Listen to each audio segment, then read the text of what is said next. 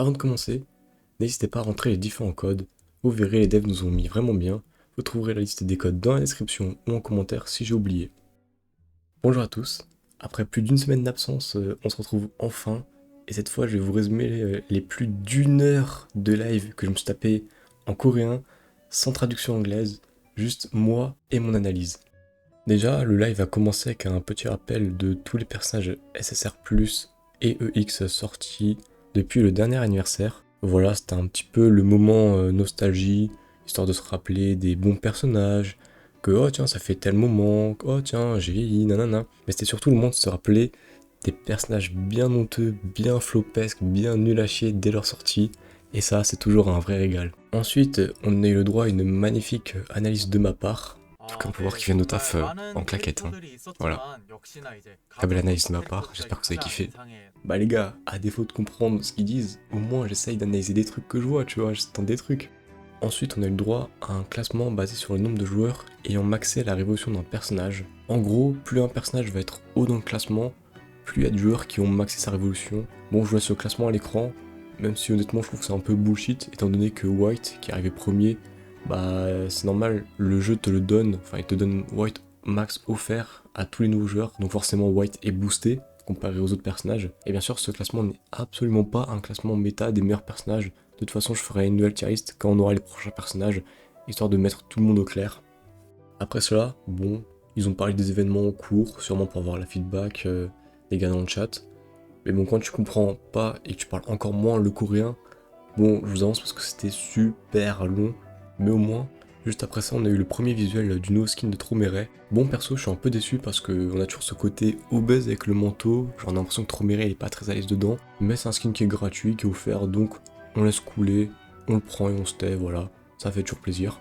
Après ça, on a eu la confirmation de la bannière SSR+, non-stop.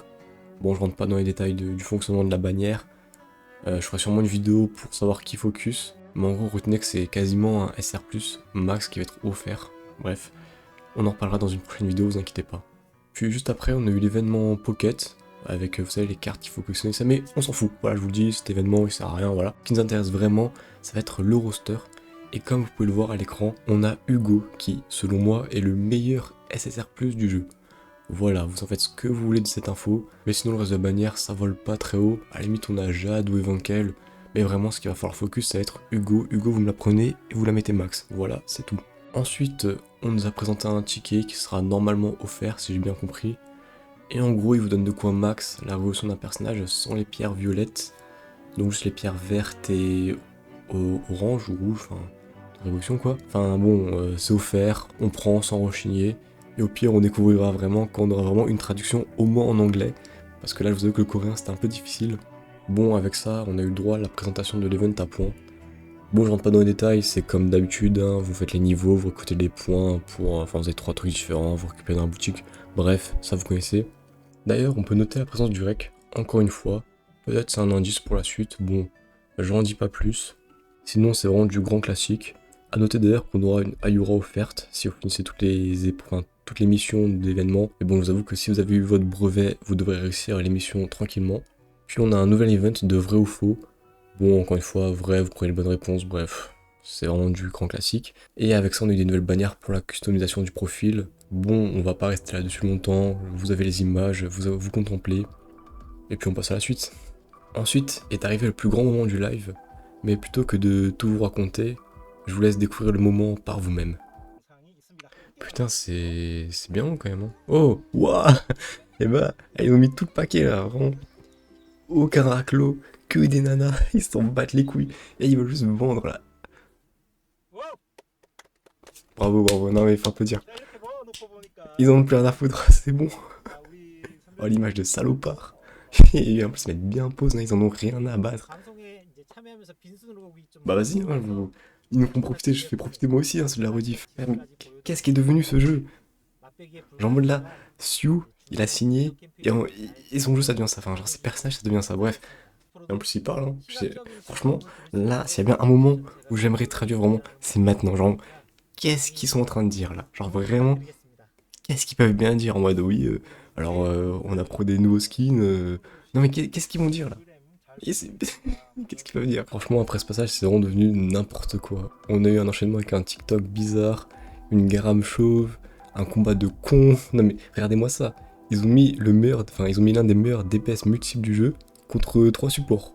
Alors qu'est-ce qu'on est censé voir? Enfin, bien sûr que Dawn elle va les éclater, heureusement même. Puis ensuite, on a eu le concept art de la nouvelle Ayura. Et cette fois, les devs, ils ont vraiment géré le personnage. Ils ont réussi à te retransmettre le côté idol, pop star du perso, tout en gardant un petit côté classe, un peu prestigieuse, hautain, sans abuser sur les proportions. Après bon, on a eu le skin maillot de bain, bon là voilà, même si en vrai, comparé au maillot de bain habituel, franchement ça va. Mais après ça, ils étaient obligés de nous mettre une démonstration du personnage. Et quel autre personnage pour un showcase que le connard avec son fusil? Voilà, bref, je m'arrête là. Franchement, je suis plutôt satisfait du personnage. Déjà que je l'aime bien dans le webtoon, je suis content du fait qu'elle ait été respectée in-game. Puis voilà, donc ici on est team Ayura, donc satisfait. Ensuite, on a eu droit à un rework du système de récompense dans le test du gardien. Donc sans rentrer dans les calculs, en gros on gagne 3 tickets en plus. La seule différence c'est qu'avant c'était un ticket par jour sur une semaine, donc on avait un total de 7 tickets vu qu'il y a 7 jours dans une semaine, au cas où vous ne le saviez pas. Et maintenant il faudra juste attendre dimanche pour claim les 10 tickets d'un coup. Donc vous voyez qu'on gagne 3 tickets, mais il faudra juste attendre dimanche. Juste après, on annonce un réajustement sur les sets EI et Runda pour les rendre plus compétitifs, en espérant que ce soit un peu mieux que Bergamote et Ming machin chouette, je sais pas quoi là. Et après des questions-réponses avec les développeurs incompréhensibles pour moi, on a enfin eu le reveal du prochain personnage EX.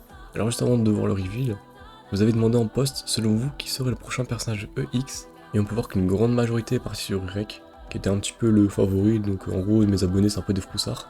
Bref, mais on remarque quand même que l'option autre a eu un certain succès. Bon, peut-être pas pour les bonnes raisons. Perso, je serais aussi parti sur Urek, hein, le plat du pied, on connaît. Même si honnêtement, je prends n'importe qui, tant que c'est pas Urek. Bref, je vous laisse le reveal. Oh, ben voilà Urek UX, ouais, voilà, putain, ouais. Oh putain, oh là. Oh, en vrai, il ressemble un peu à Gilgamesh. Oh, je suis dépité. Il ressemble à Gilgamesh, il est un peu stylé, mais... Oh là là. Oh. Ouais. Bon les gars, voilà, c'est officiel, Urek EX. On s'y attendait un petit peu, hein. Voilà. Voilà. Bon, pas de surprise. Pas de Luslek, de Bam, de Arion, de Enryu, de Kunedan, de n'importe qui. Bon, c'est Urek, ils se sont pas fait chier. En vrai, il y avait le spin-off, donc ça paraissait logique. En vrai, par contre, le skin est stylé. Enfin, non, ça, par contre, j'espère que ça a une base, hein. Tout ça avec la loge. Enfin, j'espère que c'est pas un skin qu'il faudra payer et que de base, on a juste Urek torse nu, je sais pas quoi. Ouais, bon. Bon, c'est juste que, bon. 4 Urek. On souffle, quoi. 4 Urek, 4 Urek, 4 Urek. Là, 4 Urek, plus le spin-off du Rek. Oh, les gars, vous me permettez un petit débat parallèle, parce que bon, on comprend rien de toute façon. Mais les gars, franchement. Le spin-off du Rek. Est-ce qu'on commencerait pas un peu à souffler? Parce que, voilà quoi, ouais. 17 chapitres. 17 chapitres, on n'a rien appris, 17 chapitres. À partir du chapitre 2, on n'apprend plus rien. C'est là un copier-coller de la saison 1. Oh là là, franchement, le spin-off du Rek, il est vraiment cardio. Hein. Vivement qu'on ait le retour du vrai Tower of God, qu'on ait juste un personnage un petit peu plus intéressant que Urek. Oh là là, putain. Ouais. Ah ouais, bah 4 Urek, les gars, putain. En plus, il ressemble même pas au vrai Urek, c'est trop. Oh, c'est juste trop laid. Putain. Ils ont vraiment essayé de pomper Gilgamesh là. Je sais pas. C'est le même mec. Gilgamesh, voilà. Ils ont essayé de prendre cette idée là.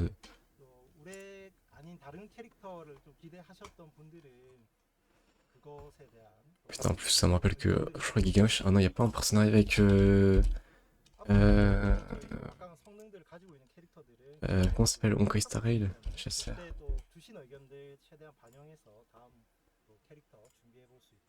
Ah, les bâtards, ils se mettent tellement bien, j'ai trop la haine. Bon, vous avez sûrement compris que j'étais pas trop fan du Rek, hein. Bon, après cette désillusion, on a eu le planning jusqu'à Noël. Alors c'est un squelette, donc pas d'affolement si vous trouvez ça assez léger. Et voilà, et c'était en fait la dernière news. Donc bon, qu'est-ce qu'on peut en dire? Franchement, je suis plutôt satisfait, on a eu pas mal de récompenses via les codes. D'ailleurs, n'oubliez pas d'aller les rentrer, hein. Ou avec le rework des tests du gardien. Il y a aussi le rework de cette EI qui m'intéresse perso. Et puis on a Hugo en bannière de pionnier, donc ça me met vraiment bien. Et enfin, Ayura sera excellente, j'en suis certain. Personnellement, moi je crois en Garam XSR+, même si en vrai je devrais pas. Et pour Urek, bon bah, la date du perso ça apporte quand même un vent de fraîcheur. Un petit peu le côté Gilgamesh comme j'avais dit en reveal. Et puis même on aura enfin un Urek jouable, donc pour les fans, je suis content pour vous. Et même c'est un personnage EX, donc forcément il sera excellent et ce sera toujours un plus dans la box. Sur ce, c'était tout pour moi. J'espère que vous êtes autant satisfaits que moi. Sauf les fans du rec, hein, je vous calcule pas. Et enfin, je vous souhaite une excellente journée ou soirée, ainsi qu'une très bonne ascension.